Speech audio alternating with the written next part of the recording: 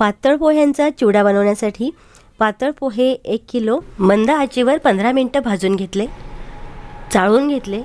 1 चमचा मीठ, 1 चमचा साखर आणि पाव चमचा हळद एकत्र केली आणि साखर बारीक होण्यासाठी मिक्स करून घेतली. पाऊण वाटी तेल गरम केलं आणि त्यामध्ये 1 वाटी शेंगदाणे छान तळतळेपर्यंत घेतले. 1 वाटी फुटाण्याच्या डाळ्या तळून घेतल्या. सुकलेल्या हिरव्या मिरच्या 10-12 बारीक चिरून त्या पण तळून घेतल्या आणि ह्या क्रिस्पी होईपर्यंत तळायच्या असतात. ह्या मिरच्या फिक्क्या आहेत म्हणून इतक्या घेतल्या, तिखट असतील तर कमी घ्याव्या.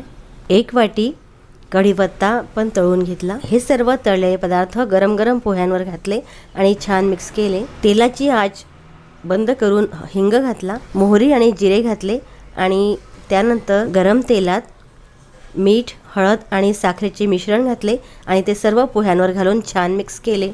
कागदी पोह्यांचा भाजका चिवडा तयार.